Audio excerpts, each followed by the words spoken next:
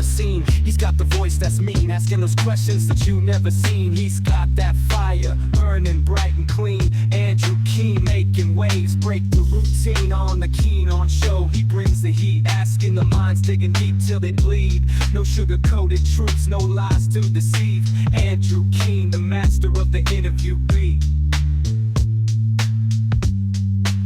He's got the knowledge, he's got the flair, challenging ideas with a fearless stare. With every question, he's uncovering what's there. Andrew Keen, a truth seeker, he's aware.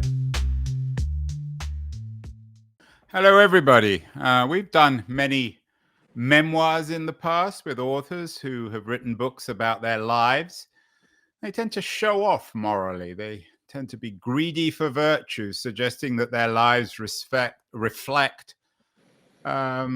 good moral choices. My guest today, though, has a different kind of memoir. Phil Elwood is a public relations operative, self-styled one, and he has a new book out, All the Worst Humans, How I Made News for Dictators, Tycoons, and Politicians. Phil is joining us from the Eastern Shore of Maryland. Phil, congratulations on the new book. Did you have any moral qualms, perhaps you or your friends or your family, about writing this kind of book? Thank you so much for having me on the program. Did I have any moral qualms about writing the book? No, I thought it was a good thing to do to inform the American public as to this aspect of how news is created. How, Phil, did you get involved? Tell us your story of how you got sucked into this rather unsavory business of making news for dictators, tycoons, and politicians. Sure. So I'll start with the Instagram version. So before the age of 24, I graduated from Georgetown University for undergraduate degree. My master's degree was from the London School of Economics. And I worked for two distinguished United States senators, both Daniel Patrick Moynihan and Senator Carl Levin, both lions of the United States Senate. And then I went to graduate school and came back and gravitated towards working for a public relations firm. It was pretty much the smallest public relations firm you can imagine. It was only two other people and me. And from there, kind of moved on from one firm to the next and found myself working for a firm that represented a lot of dictators and kind of Middle Eastern interests. And that's kind of how I got into this. That's the simple version. The more complicated version that I get into in the book involves, dropping out of one college, getting arrested and thrown out of another college, and then finally graduating from the institutions that I mentioned. So it's just it shows that there are two very different ways to tell the same story, if that makes sense. Your life has changed. You don't do this rather unsavory business anymore. But in writing the book, and indeed in living this life, are you rather ashamed with some of your moral choices?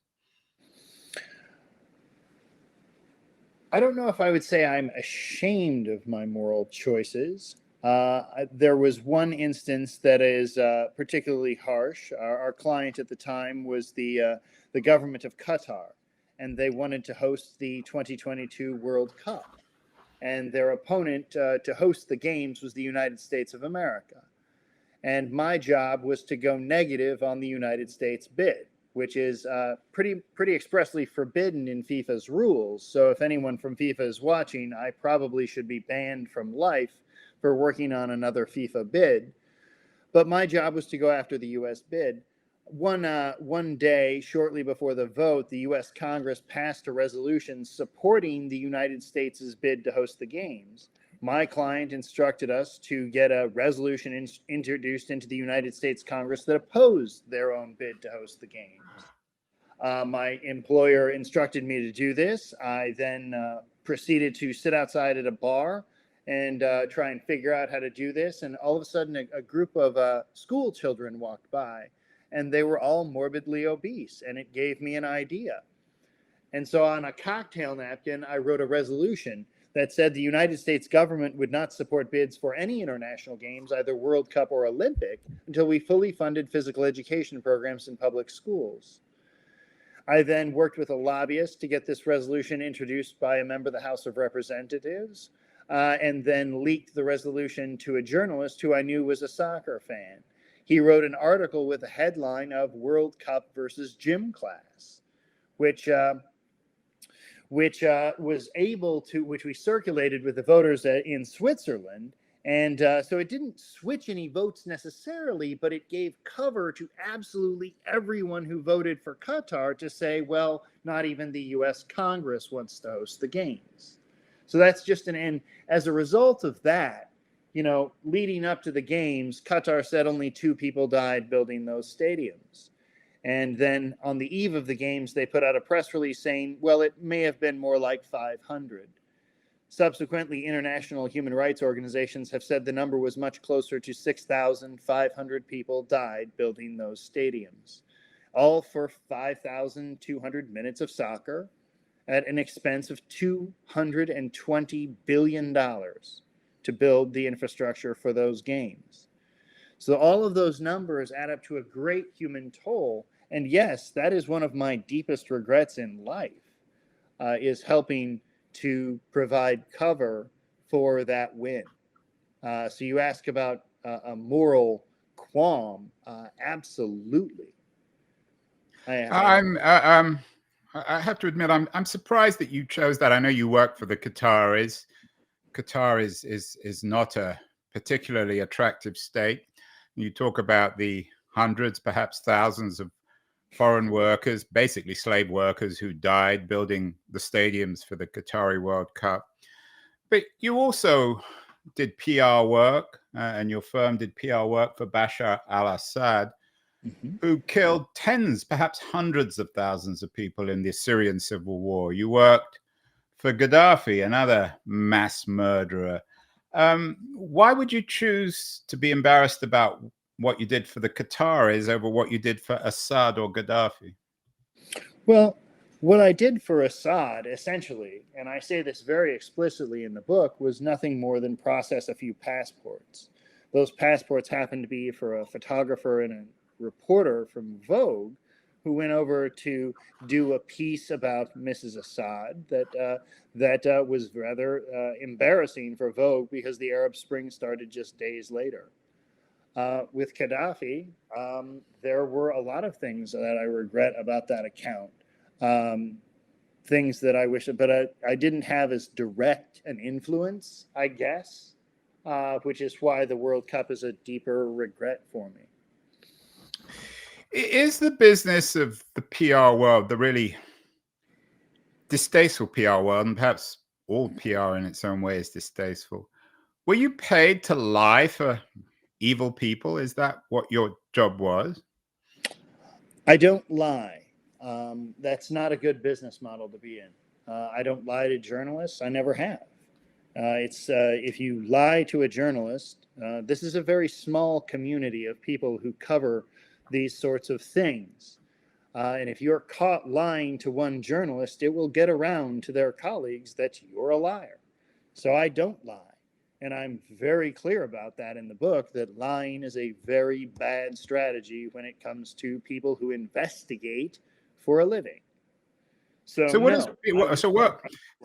take your point. So what would a PR person who worked for Gaddafi or Assad, who are, well, Gaddafi is no longer around, but Assad, they are serial liars.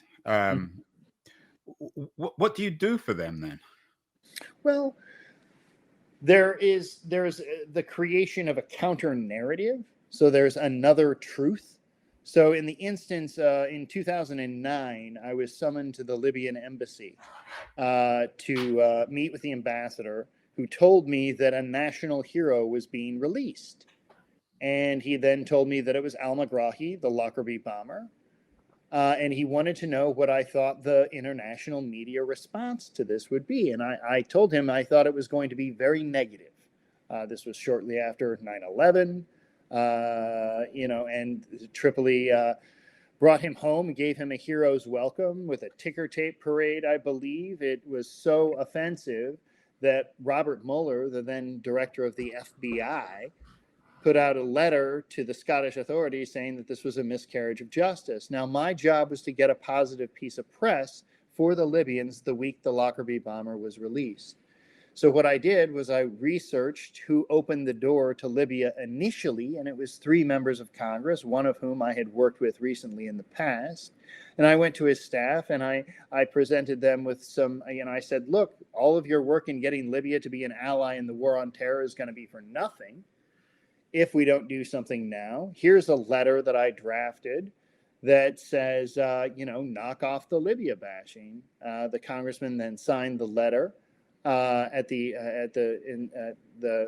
advice of his staff, and I leaked the letter to a reporter who wrote a story with the headline "Knock Off the Libya Bashing." Now, in the book, I say that I deserve whatever the opposite of a Pulitzer is for this particular move, but that's an example that none of that was untrue, none of that was a lie.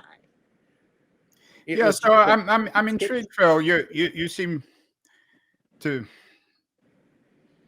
to be very sensitive to the idea that you lied professionally. You use this term counter narrative, and you talk about providing a counter narrative for the Libyans, which plays up a Lockerbie bomber, a mass murderer. Yes. What's the difference between building counter narratives for evil people like Assad or the Qataris or Gaddafi, and lying? I mean, it sounds to me like counter narratives, whether or not it's formally lying, it's just as bad. Well, they're different words, right? Like I call it not lying because it isn't lying. It's promoting something that is also true. At the time, we needed Libya. They were our ally in the war on terror. They were doing things that we were unable or incapable of doing. So a counter narrative on Assad, for example, when he basically attacked his own people, is suggesting that there needed to be order in Syria, and the alternative was chaos, civil war, anarchy. No, I refused to. I did not work for Assad after the Arab Spring broke out. Like I said, the only thing that I did on behalf of the Syrians was process a few passports. I never filled out the FARA paperwork. I never did anything that would trigger it. So you had moral. I don't know what I think Obama came out with. I can't remember what color lines, but he talked about lines in Syria which he seemed to cross. When you worked in PR, you had lines. There's certain things you wouldn't do. Well, now there are certain things that I will not do. There's the way I put it in the book is that I've established a deadline for myself. Now, the origin of the word deadline dates back to the American Civil War, where they didn't have enough money to build fences around their prisoner of war camps. So instead, they drew lines in the sand and put a sniper at all 4 corners and said, if you cross this line, you will be shot, you will die, and it's why it's called the deadline. Now, how it migrated its way into newsrooms, I'm not quite sure, but it means something to me in that I will no longer work for a dictator, or I will no longer work against democracy, and I won't break the law. There are very clear deadlines for me. You wrote also in the book about the Russians and RT. Did you do much with Putin's Russia? The only thing I did on behalf of RT was babysit Margarita, and I always butcher her last name, I'm sorry, Simeolian, the managing director or news editor at the time of Russia Today. She's now the primary mouthpiece for the Kremlin. And we drunkenly went from newsroom to newsroom, meeting with my boss's contacts. That was the only assignment I had. And I have to tell you, it's not a firm memory for me. I was a little intoxicated for the entire duration of that assignment. Politico described the book as, and the title was, he worked for the nastiest people in politics. Now he's airing dirty laundry. To extend the laundry metaphor, was this writing of your memoir, was it a kind of moral catharsis for you? Do you feel cleaner having written this thing? No. I don't feel any sort of moral catharsis from it. I feel that it's doing a service to the public to, like I said, inform on what is going on in an aspect of the news that they had not previously heard about before. The kind of work that I do to, improve that part of my life comes through therapy and ketamine therapy and other work that I'm trying to do. We are speaking a very honest man, and I really appreciate his honesty, with Phil Elwood, the author of All the Worst Humans. The book is doing very well. It's getting a lot of coverage. All the Worst Humans, How I Made News for Dictators, Tycoons, and Politicians. It's an unusually frank, self-revelatory, and not really self-promotional memoir. And I want to thank our friends at Liberties, a new quarterly of culture and politics, for helping us bring such illustrious guests as Phil Elwood. We're going to run a short feature on Liberties, and then we'll be back.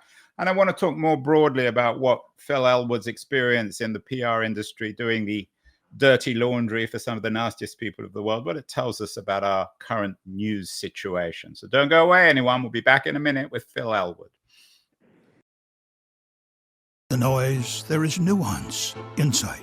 Liberties is not just a journal of ideas. It's a meteor of intelligent substance. It's the place to be for engaged citizens. Politics, opinion, substance. Liberties is a triumph for freedom of thought. A quarterly of urgency, of cultural exploration, of intellectual delight, of immaculate prose. It's invaluable. Subscribe now or find Liberties at your favorite bookseller. And we're back. And you can subscribe, by the way, libertiesjournal.com. We're back with Phil Elwood, the author of All the Worst Humans. Phil, you talked about your work being one of creating counter narratives.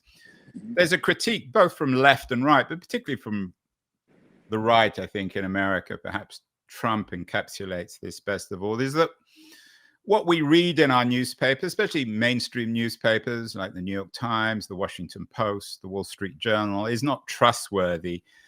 In your experience, having been in the industry, are what you call euphemistically these counter narratives, do they make up a lot of news coverage? Are journalists picking up stuff from guys like you who are being paid by some of the worst people in the world? You see it happen. You see it attempted a great deal more often than it's successful, I think.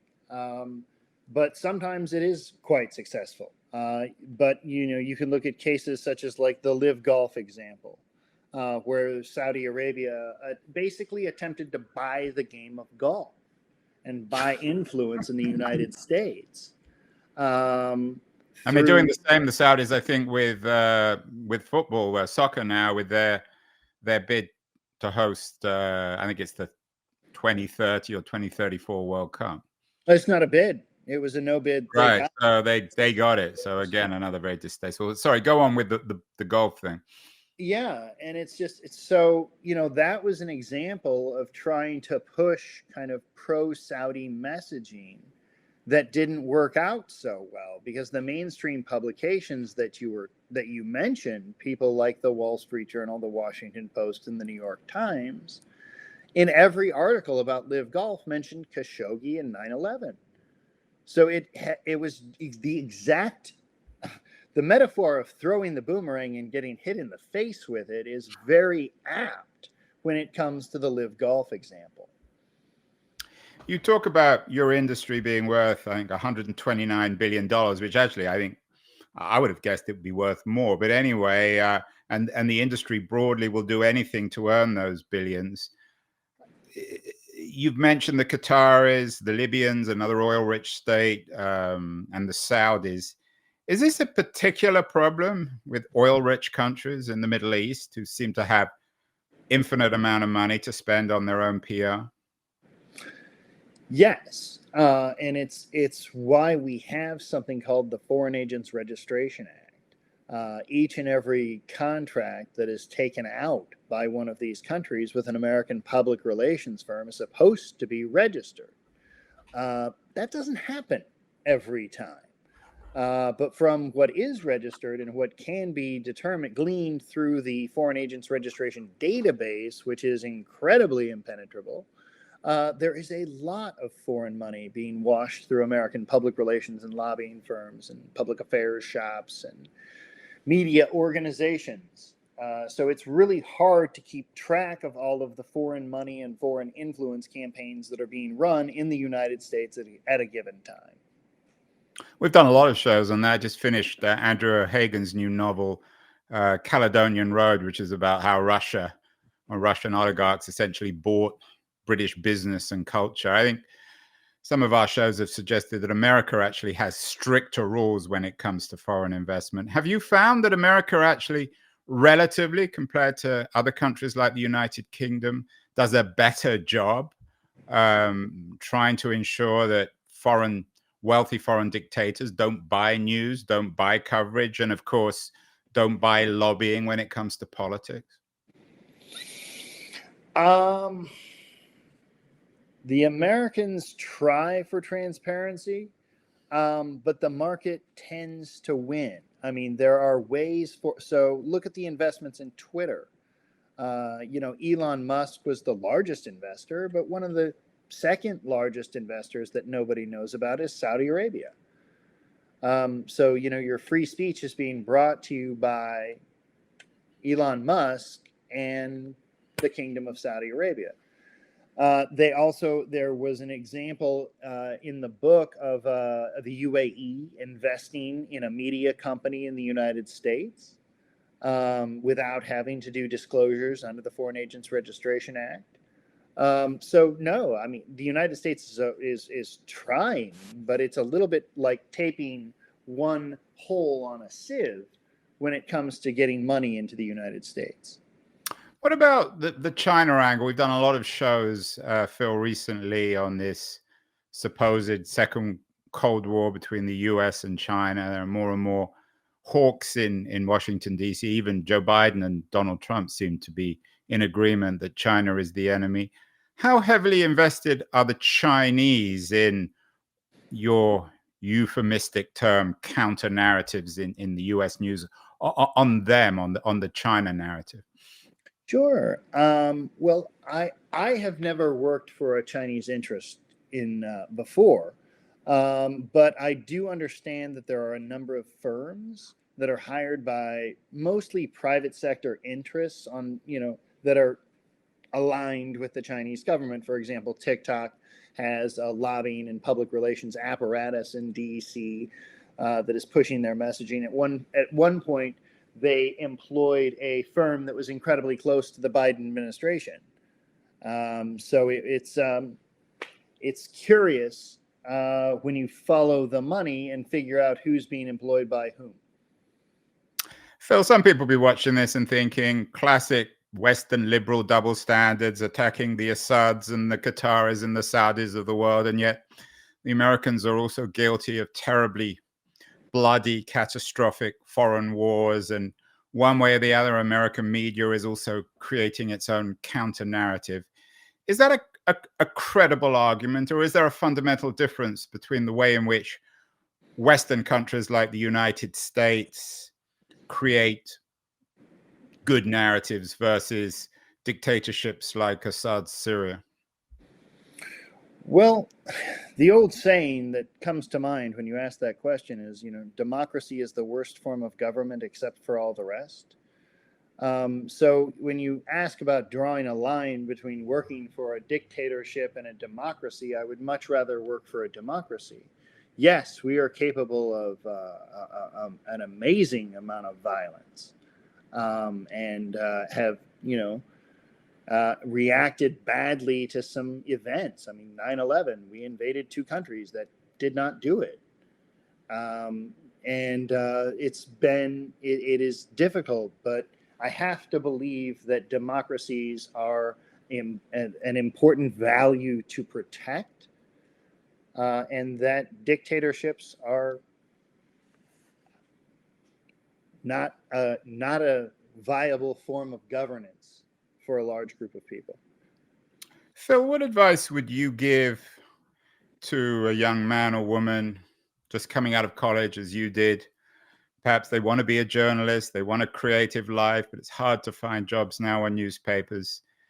And the PR industry is glamorous, it pays well, it treats smart young people well. Would you advise a young person to go and work for a PR company? Whether, I mean, obviously you're the PR company, I want to talk specifically about that PR company that you work for in a second, but is PR in itself a rather dirty business? Do you have kids? No, I don't have kids. If you did, and I know that's always a rather theoretical question, but if you did, would you actively discourage them from getting into PR? I think I have many conflicting beliefs about the public relations industry. My first and foremost belief is that it should exist because it performs a valuable function. My second conflicting thought is that the only reason public relations exists is that we are the unwanted stepchild of the First Amendment. We have to exist. Our law says Congress shall make no law, and then it lists the freedoms, and one of them is petitioning your government, and one of them is freedom of the press. So the government's in a bit of a bind when it comes to public relations in that we have to exist. Also, I think when done correctly, public relations performs an incredibly valuable function in bringing news stories to light that otherwise wouldn't be there. And lastly, I'll say this, and you ask for advice to people going into this profession, that advice is ask the question should, not just can I do things, not just can I get a resolution introduced that hurts the US's bid, but ask yourself the question, should you be doing that? You talked about it, the PR industry as a redheaded stepchild of another industry. I thought you were actually going to say advertising. Advertising is ubiquitous. We've got trillion-dollar companies like Google now that dominate all aspects of our economy. Is there anything different between PR and advertising? Some people argue that all the problems of the world, particularly disinformation, can be boiled down to the ubiquity of advertising. What's your feeling on that? Well, I mean, a lot of people trace the origins of public relations and, kind of advertising to Edward Bernays in the wake of World War I. He was Freud's son-in-law. Was it his son-in-law? Double nephew, actually. Right. So there's a odd Freudian element here. Yes. And all he did was, before Freud's works were translated and imported into the United States, he imported the ideas and put them into advertising and public relations, first in the advancement of selling World War I, and second, in transitioning us from a need-based society to a want-based society. And that transition was absolutely, it was transformative in the country. And it changed the way Americans think and how we consume and how we desire things. So that's a very long-winded and academic explanation, but I hope it answers your question.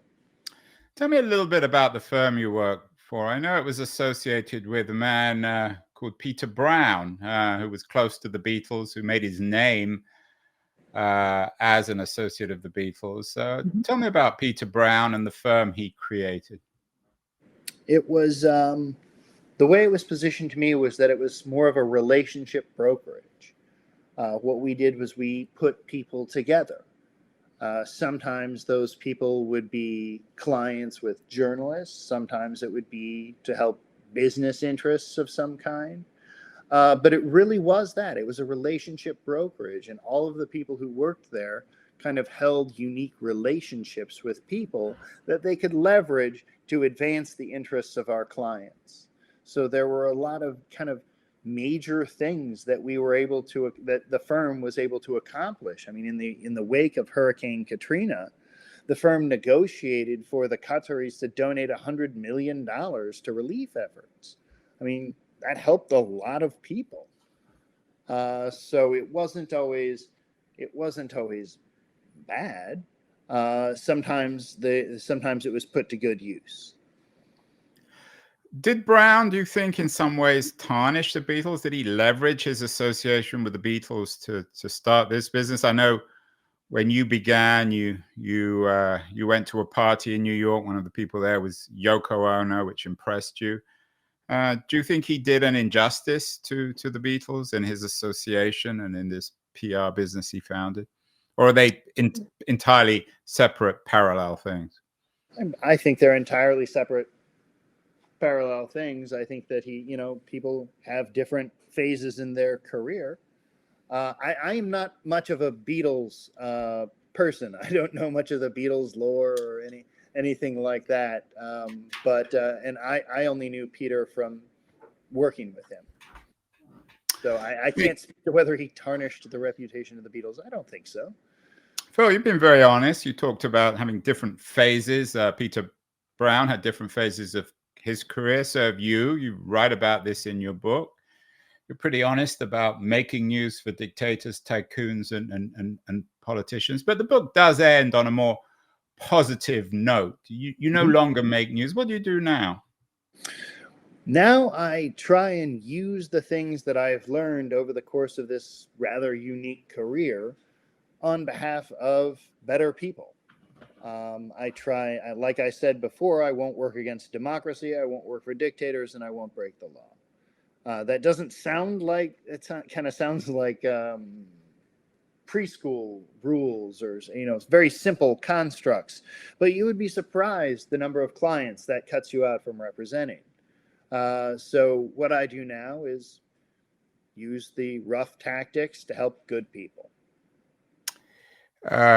Phil, people often use the term, I don't know if I could sleep at night if I did what Phil Elwood did. Do you sleep better now that you've turned a moral page, that you're doing good rather than evil, or at least working for the good guys rather than the bad guys? I'm afraid not. I sleep pretty horribly at night. That's one of the things that enabled me to write this book. I wake up around 3 or 3:30 every morning, and what I started doing was just writing. Why do you sleep badly? I wake up thinking about some of the things that I've done, and some of the things that I can't take back and can't fix. And it bothers me. I wake up sometimes in the middle of one level of a panic attack or another, and have to kind of calm myself and figure out a constructive way to use the energy.